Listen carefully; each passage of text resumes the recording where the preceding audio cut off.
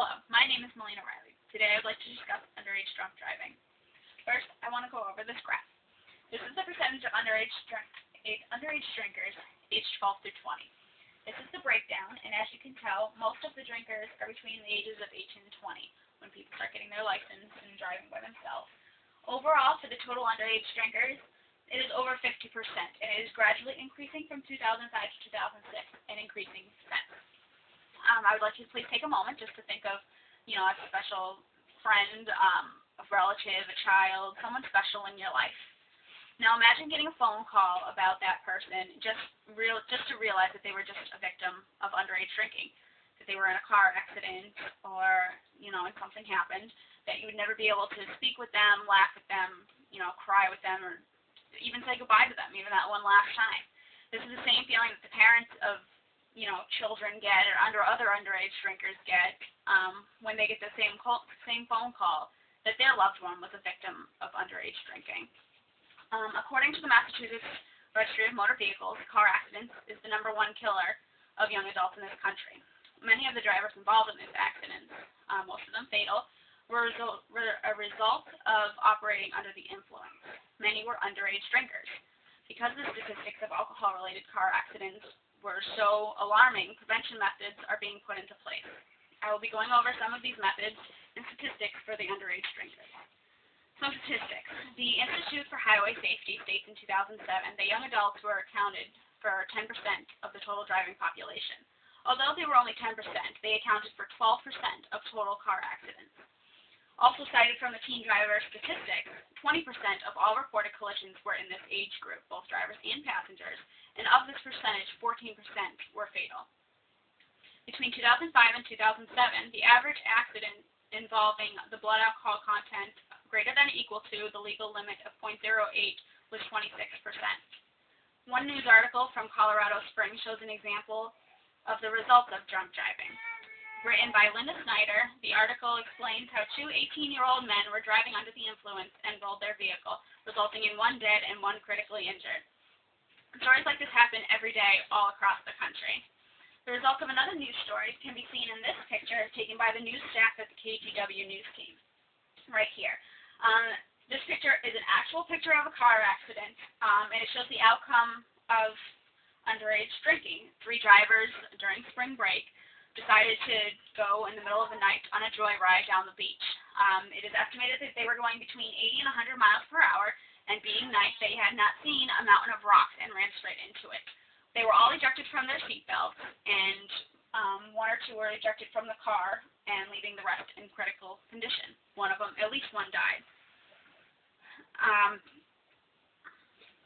The next picture right here is from the Every 15 Minutes program. It's a prevention program that shows the aftermath of underage drinkers. This is not a real photo, but it is from the skit that they put on.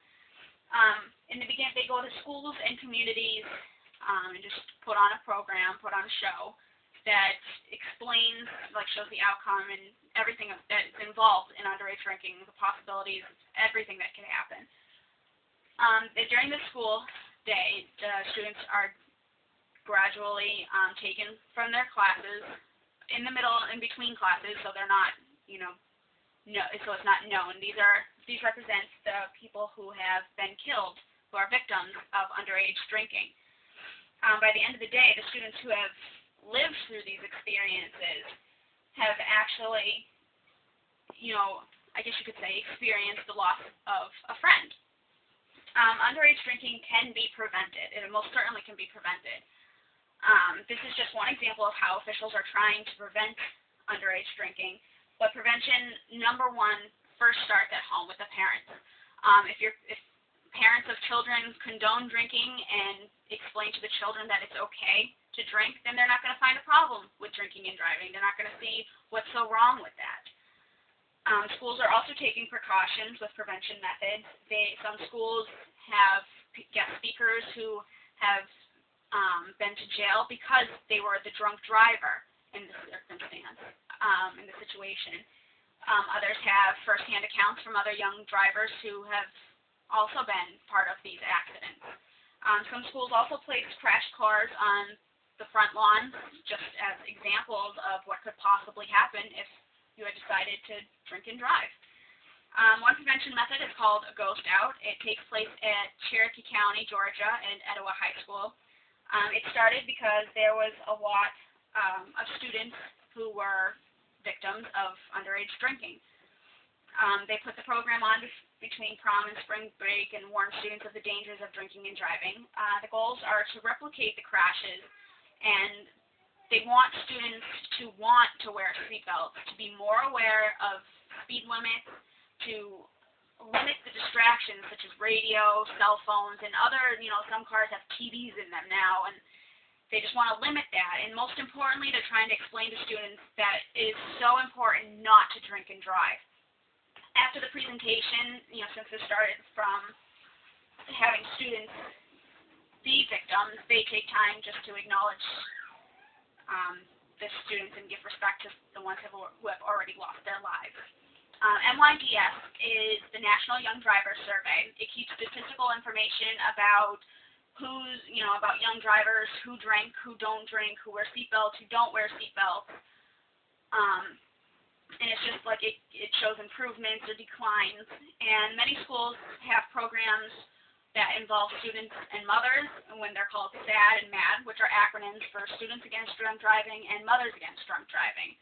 Hopefully by the time the statistics for 2008 to the present, when they are collected, there would be a major decline in unnecessary deaths, because there's so many things that people are trying to do to prevent these accidents.